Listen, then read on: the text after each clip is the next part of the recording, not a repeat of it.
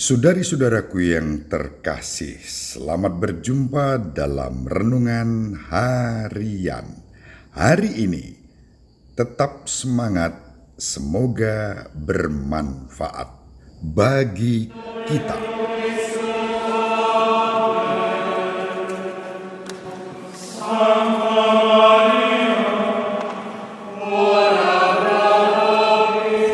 In nomine Patris et Filii et Spiritus Sancti. Amen. Dominus vobiscum.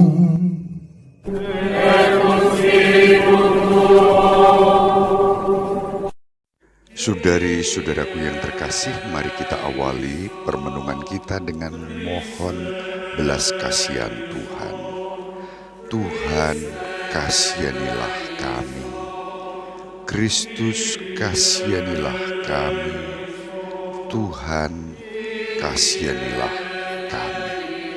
Santa Maria, doakanlah kami.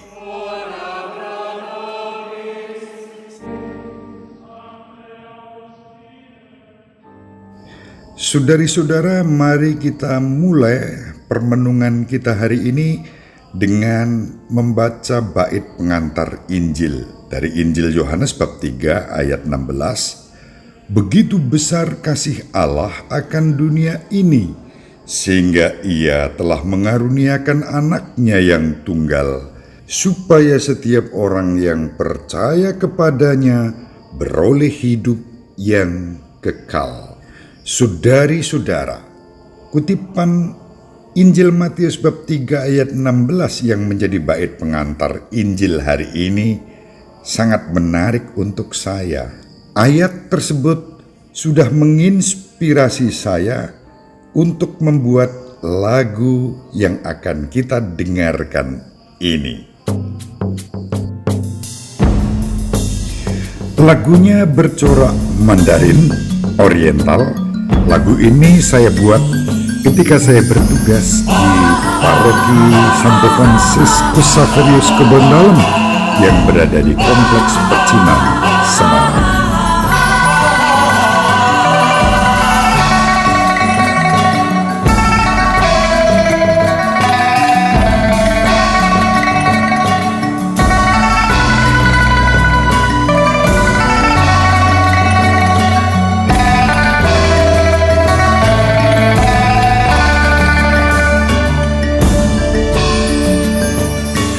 Karena begitu besar kasih Allah akan dunia ini, sehingga Ia telah mengaruniakan puterannya yang tunggal.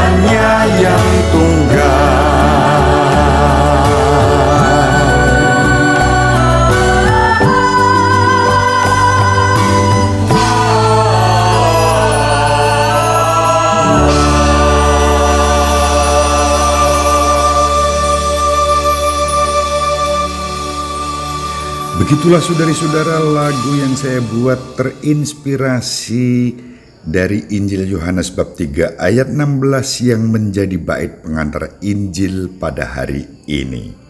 Bait pengantar Injil ini menghubungkan kita antara bacaan pertama, Mazmur tanggapan, dan Injil.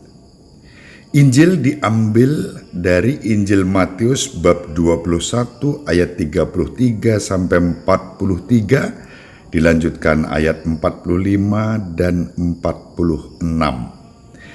Injil Matius menggambarkan Yesus yang ditolak oleh ahli-ahli Taurat, orang-orang Farisi dan pemimpin-pemimpin Yahudi.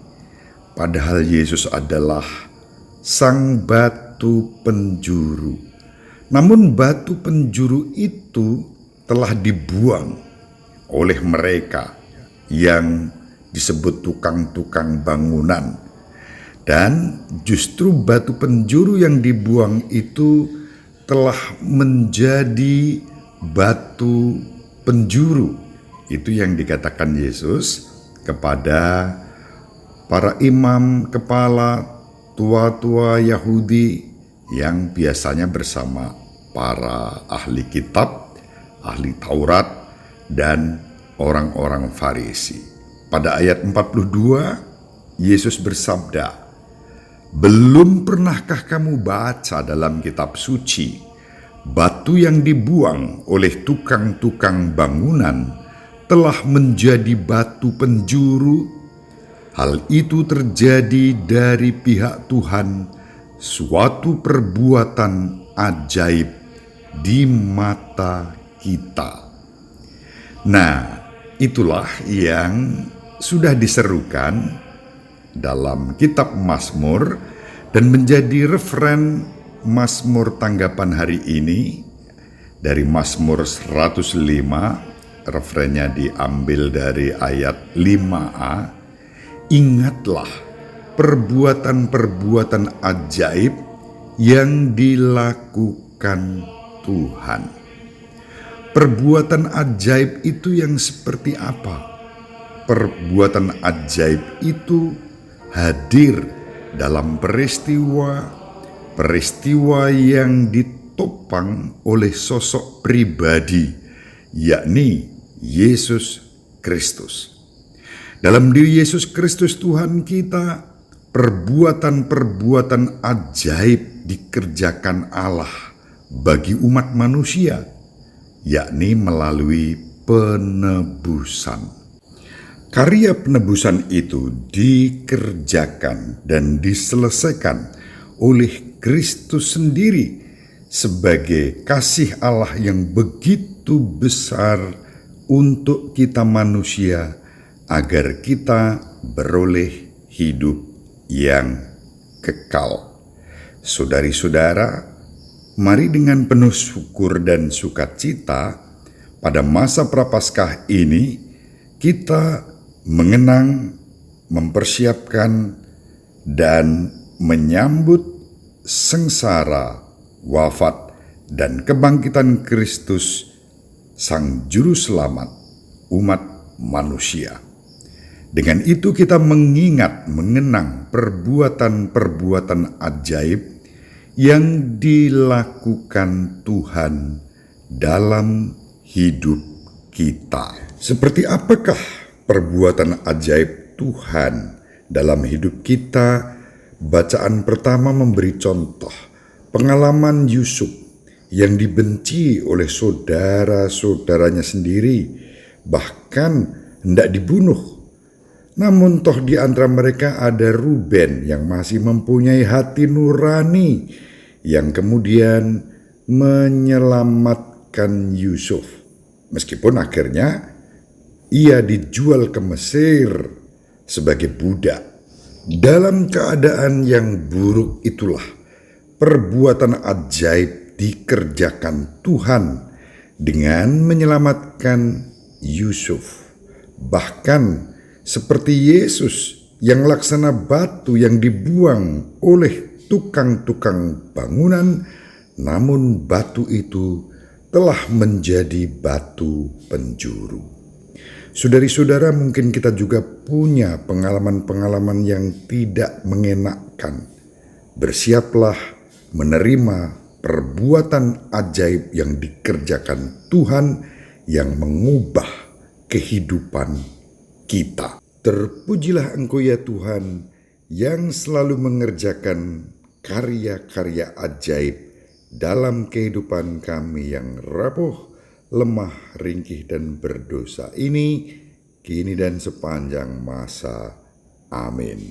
Semoga kita semua dan seluruh anggota keluarga kita dimanapun berada diberkati oleh Allah yang Maha Kuasa, Bapa dan Putra dan Roh Kudus. Amin. Terima kasih.